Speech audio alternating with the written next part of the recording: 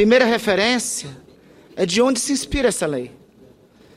Não foi de qualquer um e de nenhuma desqualificação. Essa lei tem origem em uma inspiração científica, em duas cientistas sociais, Maria Amélia Azevedo e Viviane Guerra, do Laboratório de Estudo da Criança da USP. Ou seja, tem uma fundamentação na ciência. E em uma triste realidade. É a realidade do nosso país. Um país que tem uma realidade lamentável de violência contra a criança. Uma realidade, seria ideal, presidente, que nós não precisássemos de lei para coibir a violência contra a juventude, contra a criança e adolescente do nosso país. Mas precisamos. E isso não está sendo dito por mim aqui. Não está sendo dito pela militância da Xuxa por essa causa.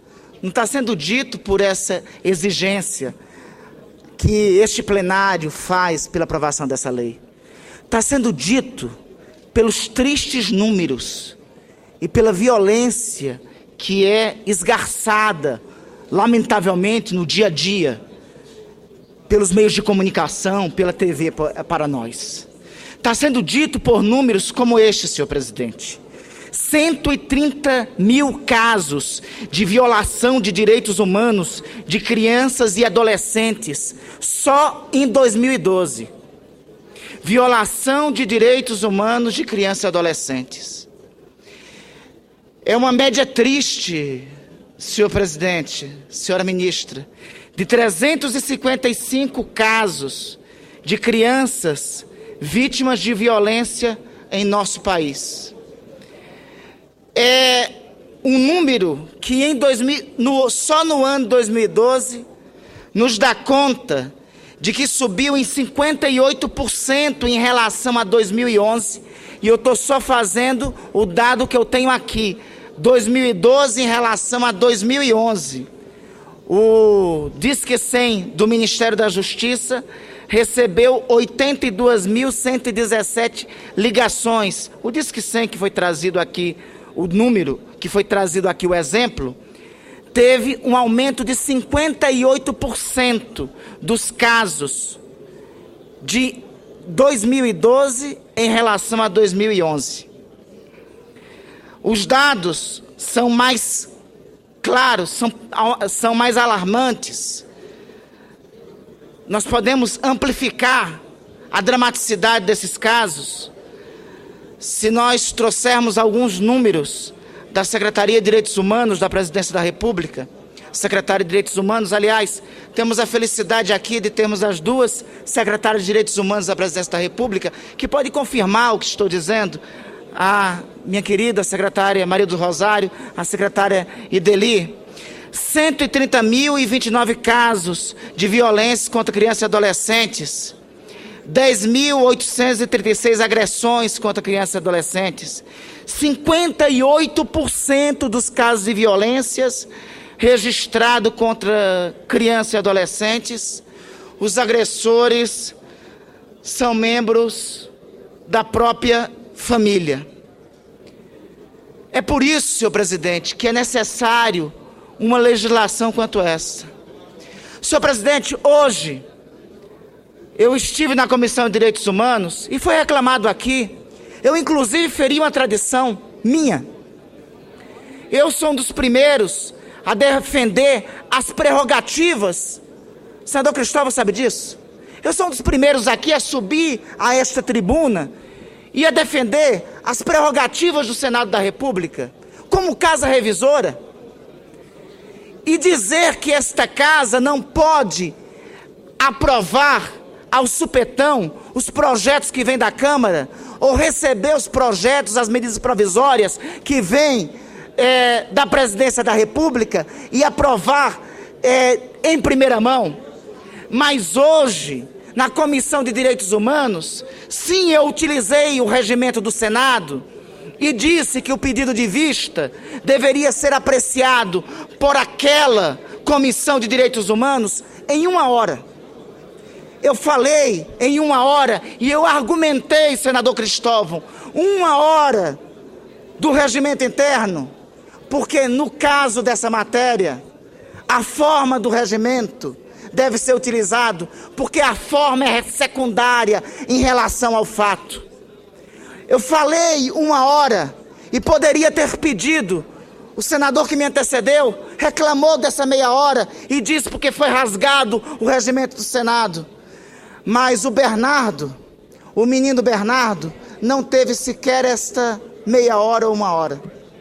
Eu quero relatar aqui o caso do Bernardo, para que fique claro que nem essa meia hora ele teve. Quero relatar aqui a história, para que fique claro porque essa lei tem que ser votada no dia de hoje e porque a urgência, porque o fato é mais importante do que a forma. A urgência do fato, a urgência desses números, dos mais de 135 mil casos, mais do que os 355 crianças por dia só no ano passado, urgem mais do que a forma regimental do Senado. Quando 355 crianças são vítimas de violência doméstica, o fato está na frente das formas regimentais das casas legislativas. O fato está na frente de qualquer forma regimental. Vamos aos detalhes do que aconteceu com o Bernardo. O menino vivia uma relação conflituosa com a madrasta e o pai. Perdeu a mãe biológica há 4 anos. Os problemas começaram depois da morte da mãe, Odiliane Boldrini. As investigações apontaram para o suicídio. Depois da morte da mãe, uma briga na justiça foi instaurada entre a avó materna do menino, Jussala Olione, 73, e o pai, o cirurgião Leandro Boldrini. Bernardo chegou a pedir ajuda. Alegava maus tratos e repúdio da família. Queixou-se de falta de atenção do pai e da madrasta.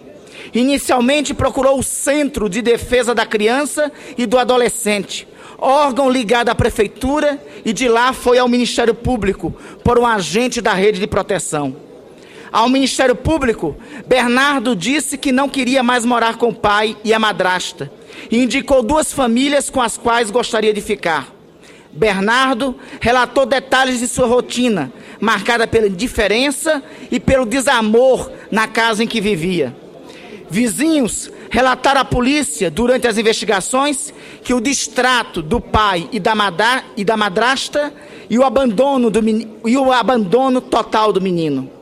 A avó materna denunciou casos de maus tratos contra o garoto e diz ter conhecimento dos casos pelo próprio neto e por outras pessoas. Segundo a avó, o menino não tinha chave de casa e precisava esperar sentado na calçada até que o pai chegasse. Ficava lá com fome por horas, contou a avó. Relatos de vizinhos e amigos dão conta que Bernardo se dizia carente de atenção.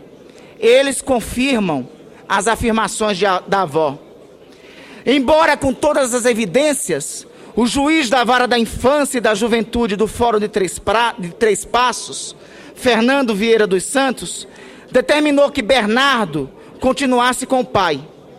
Ele alega que, como não havia registro de violência física, optou por tentar preservar os laços familiares, suspendendo o processo por 60 dias, para dar uma chance de reaproximação. De acordo com o Ministério Público, desde novembro do ano passado, o pai de Bernardo era investigado por suspeitas de negligência afetiva, mas jamais houve indícios de agressões físicas.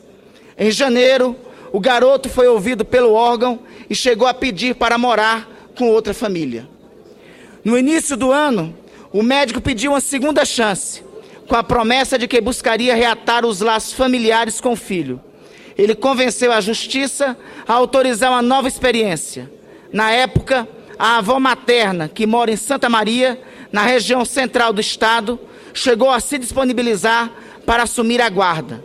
Porém, conforme o Ministério Público, Bernardo também concordou em continuar na casa do pai e da madrasta. A decisão do magistrado também teve apoio do Ministério Público. Na ocasião, a promotora da Infância e da Juventude de Três Passos, Dina Márcia Maciel, entrou em consenso com a Justiça. Não dá para trabalhar com o imprevisível, justificou a promotora. Investigações dão conta que o menino foi dopado e morto com injeção letal. O pai, a madrasta, uma enfermeira amiga da madrasta e o irmão da enfermeira são acusados pelo bárbaro crime. Teve a meia hora pedida o Bernardo? Essa meia hora pedida o Bernardo não teve. Urge ter esta lei, senhor presidente. É tradição civilizatória de todas as sociedades proteger as suas crianças. É tradição civilizatória. Nós não estamos fazendo isso com as nossas crianças. É ignomia total. É ignomia total não querer aprovar uma legislação quando as famílias não têm por objeto a proteção de suas crianças. É ignomia total não querer aprovar uma legislação pela proteção total de suas crianças. É dever civilizatório dos estados, é dever civilizatório desde o começo da civilização a proteção de suas crianças. É dever para as gerações que virão. Nós, o nosso Estado Nacional, o nosso país, enquanto civilização, por esses números, não estão cumprindo com esse dever. Sim, senhor presidente, sou réu confesso. Não cumpri com a minha tradição em defender, como sempre tenho defendido, as prerrogativas do regimento da casa, em que esta matéria fosse debatida mais tempo no Senado. Mas nesse caso, tenho orgulho de ser réu confesso, porque essa matéria urge para esse país como uma matéria necessária para o nosso pacto civilizatório ser aprovada com urgência.